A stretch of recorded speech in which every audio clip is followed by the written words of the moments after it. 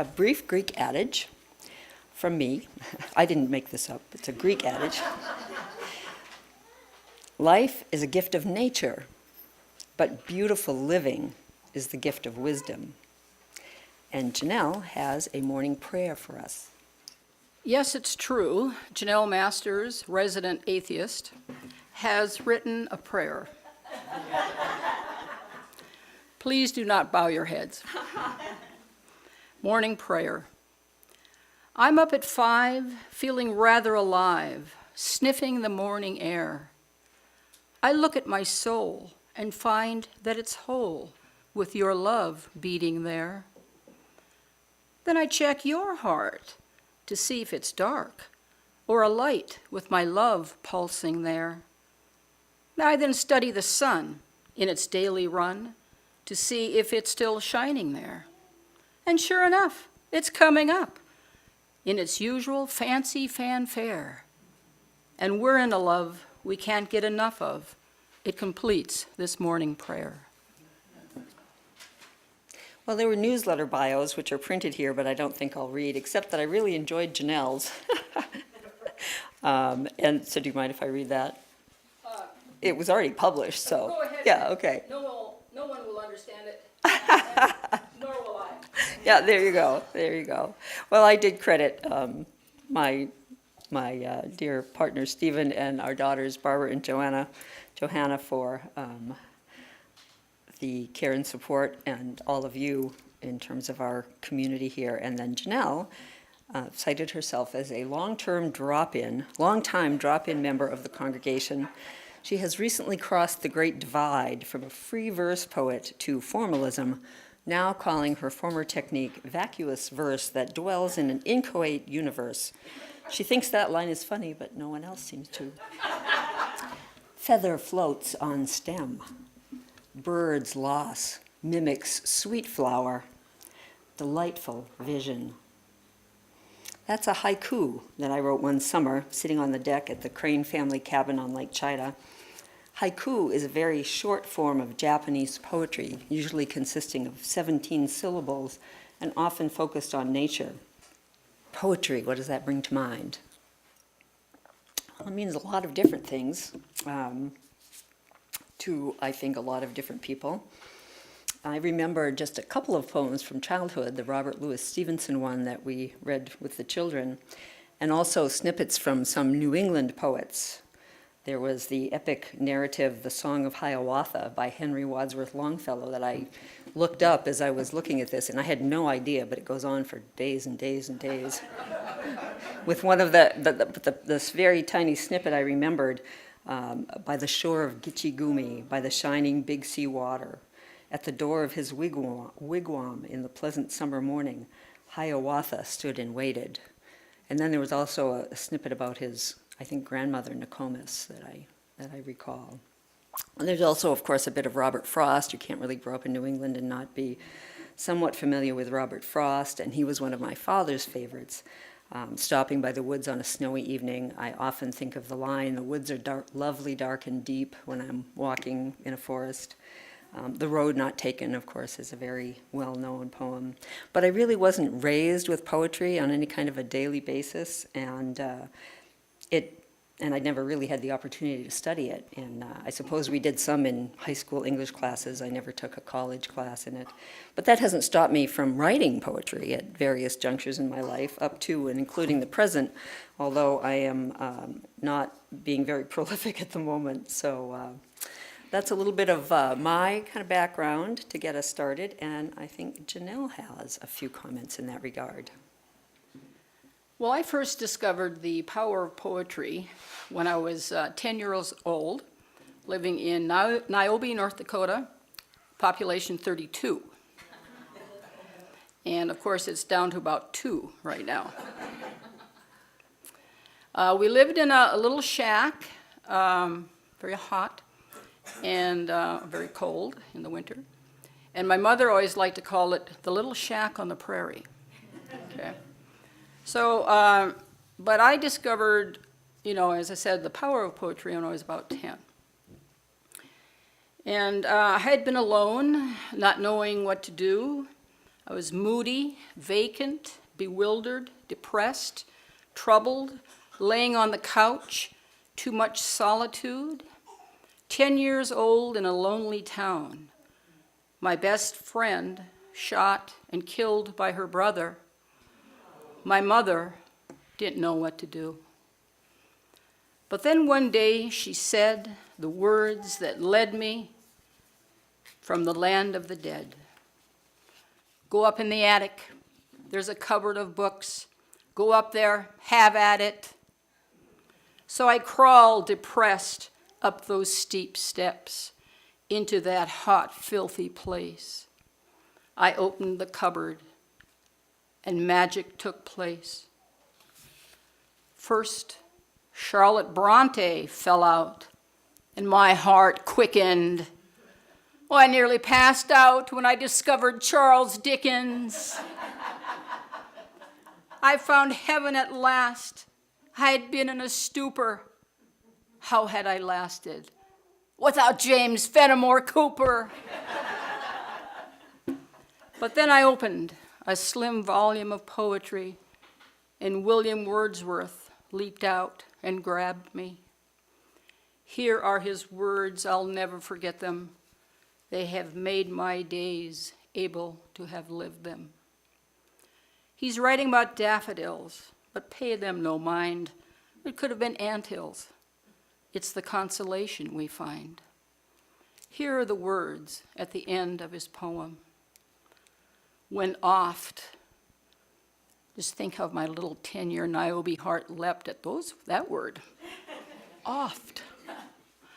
How oft, when on my couch I lie in vacant or in pensive mood, memories flash upon the inward eye, which is the bliss of solitude. The bliss of solitude rather than the abyss of solitude. I had been sitting cross-legged on the floor. I stood up, wanting life more.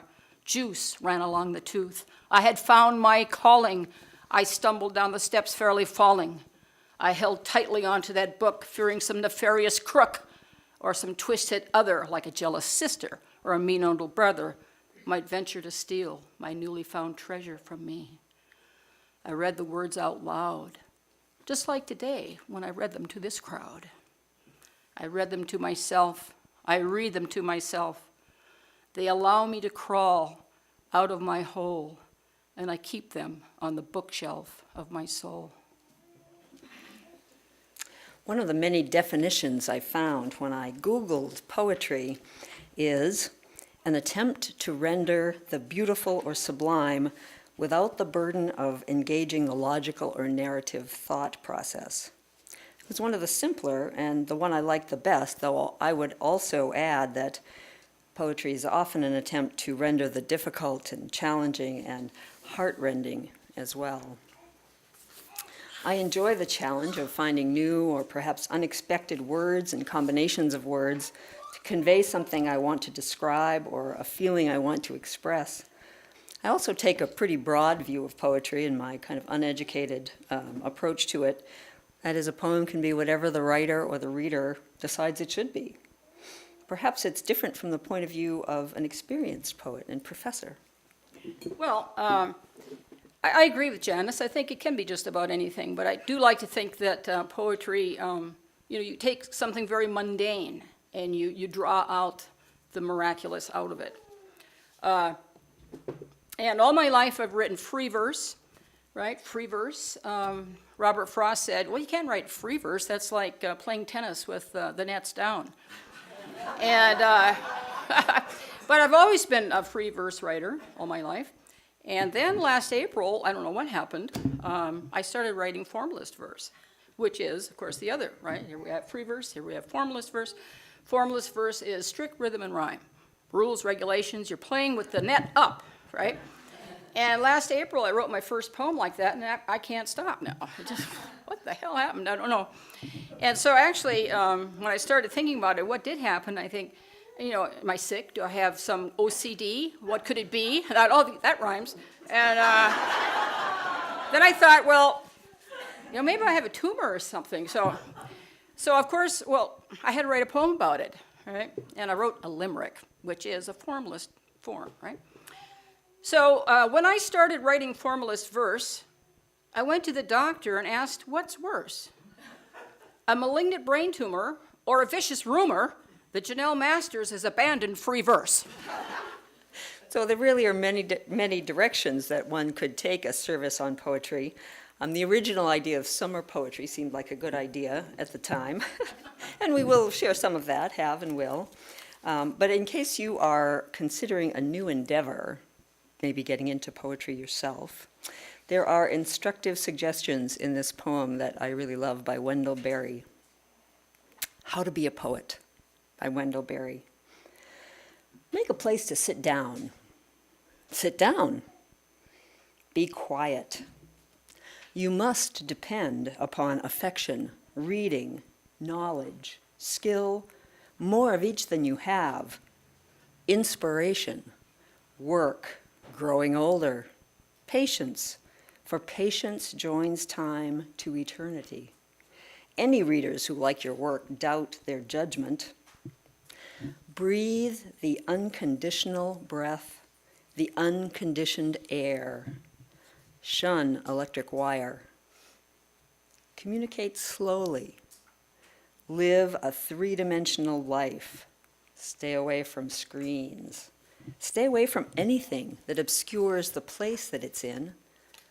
There are no unsacred places. There are only sacred places and desecrated places.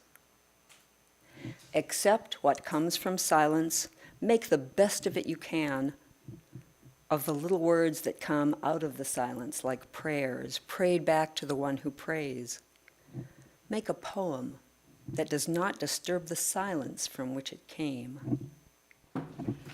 I went to a poetry conference one time, and I was reading some poems, and they said, you know, Janelle, you explain your poems a lot before you read them, so are they really good poems? So I'm going to have to explain this poem before I read it. Just one little thing. And as many of you know, I am a birder, which is the new word for bird watcher.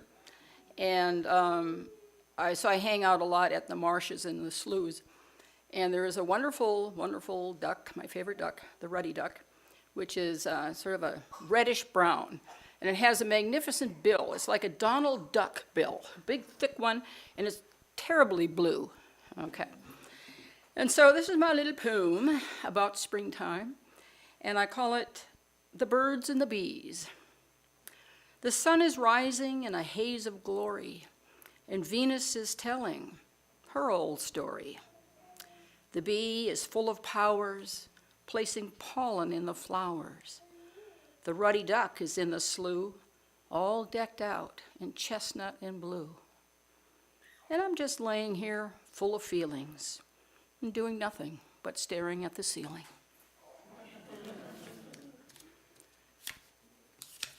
And one other little summer poem. Actually, just 2 days ago, I was driving by a marsh, and I noticed, a cattail just doing this. And so I stopped and I listened. And of course, there's the marsh wren, a very small little bird. You hardly ever see it, but you always hear it. And it was just doing that, and it was its song alone that was making that little. Right? So, of course, I had to write a poem about it. And of course, it had to be formalist verse. And actually, I wrote this morning. So, and you'll be very happy that I substituted this one rather than the other one I was going to read. So, this is just called The Marsh. I can see the cattails rustle each time the marsh wren sings. The bird itself is invisible. It's just his song that has wings. How sweet to know that in this world, there's still a voice so strong that it trembles the universe with its tiny song. It's a really good thing that we decided to do this. I'm getting inspired all over again. I mean, poetry and, writing, as for some of us, is a discipline and perhaps even a spiritual practice, which can be very rewarding and gratifying in many ways, but it takes practice. practice. Mom always said, practice the piano. I didn't want to practice the piano, but, if I had, I might be good at it. And obviously, Janelle has practiced a great deal and is very good at what she does. So another thing about a service like this is, even though we have a specific theme, that the speakers get to pick some of their favorites. And Janelle and I both seem to have an affinity for Mary Oliver. This is her poem, The Summer Day. Who made the world? Who made the swan and the black bear? Who made the grasshopper? This grasshopper. I mean the one who has flung herself out of the grass, the one who is eating sugar out of my hand, who is moving her jaws back and forth instead of up and down, who is gazing around with her enormous and complicated eyes. Now she lifts her pale forearms and thoroughly washes her face. Now she snaps her wings open and floats away. I don't know exactly what a prayer is. I do know how to pay attention, how to fall down into the grass, how to kneel down in the grass, how to be idle and blessed, how to stroll through the fields, which is what I've been doing all day. Tell me, what else should I have done? Doesn't everything die at last, and too soon? Tell me, what is it you plan to do with your one wild and precious life? This next piece was written as an essay in the UU Meditation Manual, Walking Toward Morning, by Victoria Safford. She's the minister at the White Bear Lake UU Church in Matamide, Minnesota, and she has spoken here in the past. And while it doesn't address summer specifically, it seemed appropriate to me for this season. Hope by Victoria Safford. Our mission is to plant ourselves at the gates of hope, not the prudent gates of optimism, which are somewhat narrower, not the stalwart, boring gates of common sense, nor the strident gates of self-righteousness, which creak on shrill and angry hinges, nor the cheerful, flimsy garden gate of everything is going to be all right, but in a different, sometimes lonely place, the place of truth-telling about your own soul, first of all, and its condition, the place of resistance and defiance, the piece of ground from which you see the world, both as it is and as it could be, as it will be, the place from which you glimpse not only struggle, but the joy of struggle. And we stand there, all of us, beckoning and calling, telling people what we are seeing, asking people what they see. And I get to read another poem by Mary Oliver, even though she writes in free verse. I thought I'd do it. So this is The Sun.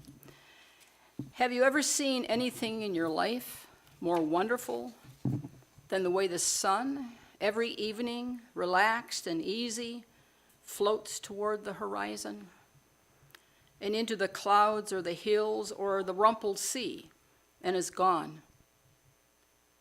And how it slides again out of the blackness every morning on the other side of the world, like a red flower streaming upward on its heavenly oils, say on a morning in early summer, at its perfect imperial distance. And have you ever felt for anything such wild love? Do you think there is anywhere, in any language, a word billowing enough for the pleasure that fills you as the sun reaches out, as it warms you, as you stand there, empty-handed? Or have you, too, turned from this world? Or have you, too, gone crazy for power, for things? Our closing words are Shine by Mary Ides. Like the cosmic dust billowing after a great Perseid meteor, we are the living remnants of time and all that has come to pass in its wake, briefly shining lights on the way to eternity. We are only visible to the naked eye for an instant. Take this moment to shine like stardust, like the stardust you are. May the light of our time on earth shine to bless the world and each other. Shine, shine, shine. Blessings. Namaste. Go in peace.